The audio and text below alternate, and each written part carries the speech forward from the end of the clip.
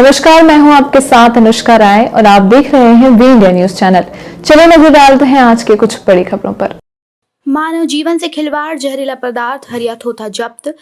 इंदौर खुड़ेल जंगल में कच्ची शराब का कारोबार बेखौफ चल रहा था, जिससे मिलाने वाला जहर पदार्थ हरिया थोथा पुलिस ने जब्त किया है। आमतौर पर कच्ची शराब बनाने वाले यूरिया व अन्य केमिकल मिलाते हैं, लेकिन आज जो सामग्री जब्त की गई उसमें सबसे खतरनाक हरिया थोथा है। सूत्रों से प्राप्त जानकारी के अनुसार खुड़ेल के पास ग्राम बंजारी के जंगल में अवैध शराब का कारखाना चल रहा था।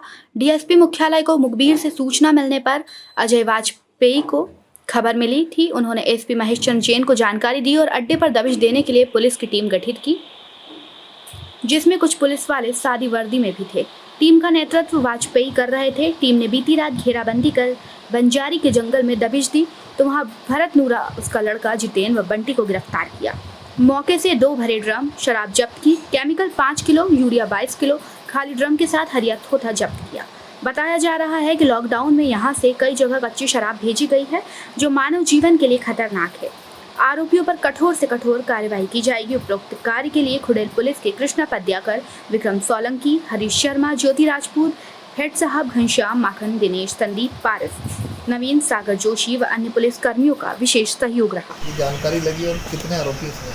ये विगत 1 वर्ष में प्रदेश में अलग अलग स्थानों पर जहरीली शराब को लेकर कुछ ऐसे हादसे हुए हैं जिनमें कई जानें गई थी।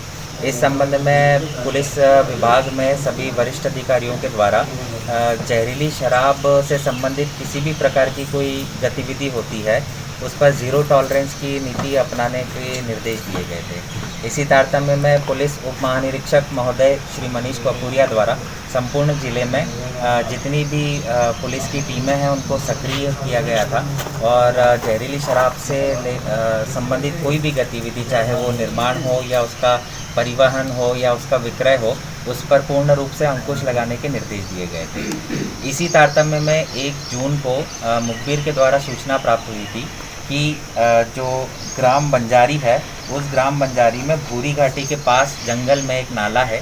उस नाले पर शराब अवैध रूप से बनाई जा रही है और प्रथम दृष्टया यह जानकारी प्राप्त हुई थी कि ये जो शराब है वह जहरीली शराब है। इस संबंध में वरिष्ठ अधिकारियों का जो निर्देश प्राप्त हुआ था, उस निर्देश के अनुपालन में डीएसपी हेडक्वार्टर श्री अजय वाजपेयी के मार्गदर्शन में और नेतृत्व में 2 टीमें पुलिस की अलग अलग बनाई गई थी, जिसमें जो कर्मचारी थे वो थाना खुड़ेल से लिए गए थे। दोनों टीमों ने अलग अलग दिशा से इस जो स्थल जो मुखबिर के द्वारा बताया गया था वहाँ पर दबिश दी थी। दबिश देने पर यह जानकारी प्राप्त हुई कि जो मुखबिर की सूचना थी वह सत्य थी और वहाँ पर 4 लोग जो हैं वो अवैध शराब जो है बनाने की गतिविधियों में संलिप्त थे। 4 लोग में से पुलिस की टीम ने 3 को पकड़ा। चूँकि वो जंगल का एरिया था, खुला एरिया था, तो एक व्यक्ति जो है वो भागने में सफल हो पाया। उन तीनों लोगों से बड़े पैमाने पर जो है अवैध शराब जब्त की गई है। इसमें ये जो 3 लोग हैं वे कुल मिला के एक छोटे स्तर का एक फैक्ट्री के समान जो है जहरीली शराब का उत्पादन कर रहे थे, जिसमें 2 लोहे के बड़े बड़े ड्रम मिले हैं जो कि भट्टियों के रूप में प्रयुक्त किए जाते थे। इसके अलावा 230 लीटर बनी हुई कच्ची हाथभट्टी की शराब जब्त की गई है।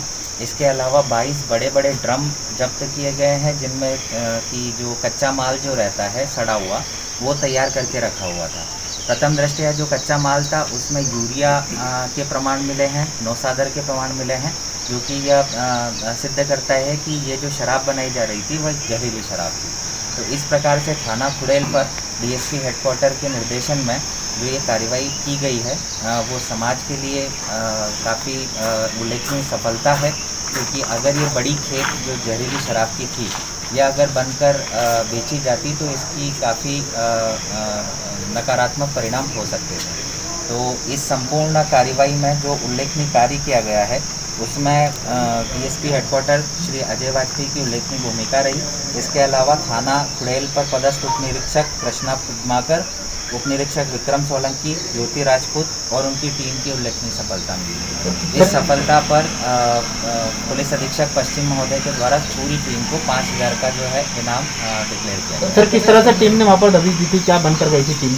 देखिए, अक्सर ये जो लोग होते हैं वो ऐसे एरिया का चुनाव करते हैं जो कि काफ़ी सेक्लूडेड होता है, काफ़ी रिमोट प्लेसेस पर होते हैं। इनके कुछ लोग जो होते हैं वो आसपास के एरिया में फैले रहते हैं, तो जब भी पुलिस की दबिश या कोई भी इस प्रकार की कार्रवाई होती है तो इनको पहले से ये चीज़ पता चल जाती है। ये एक पुलिस की बड़ी सफलता है कि पहली बार न सिर्फ पूर्ण रूप से अवैध शराब जब्त की गई है, बल्कि जो बना रहे थे उन लोगों को भी पकड़ में पुलिस ने लिया है। यानी कि जिस प्रकार से पुलिस ने यह दबिश दी है उसमें उनको किसी भी प्रकार की कोई प्रायर इन्फॉर्मेशन नहीं लग पाई थी। इसमें पुलिस ने पहले उस पूरे एरिया का सघन जो है मुखबिरों के थ्रू जांच पड़ताल की थी, आने जाने के सारे रास्तों को चौक किया था और उसके बाद 2 अलग अलग दिशाओं से एक साथ जो है उस एरिया को घेर कर दबिश दी गई। कितने दिनों से चल रहा था सर? ये अभी प्रारंभिक पूछताछ में अभी पता चलेगा। अभी उन्हें कस्टडी में लिया गया है और माननीय न्यायालय आज उनको पेश किया जाएगा, उनसे रिमांड ली जाएगी। रिमांड के बाद जो उनसे पूछताछ की जाएगी उसमें न सिर्फ ये कितने दिनों से संचालित कर रहे थे यह चीज़, बल्कि वो किन किन लोगों को सप्लाई करते थे और कच्चा माल कहाँ से लाते थे, ये पूरी लिंक इस्टेब्लिश की उनके आपराधिक रिकॉर्ड हैं सर पुराने? जाएगी। इस बारे में पड़ताल अभी की जा रही है। सर आरोपियों पर टोटल कितने की?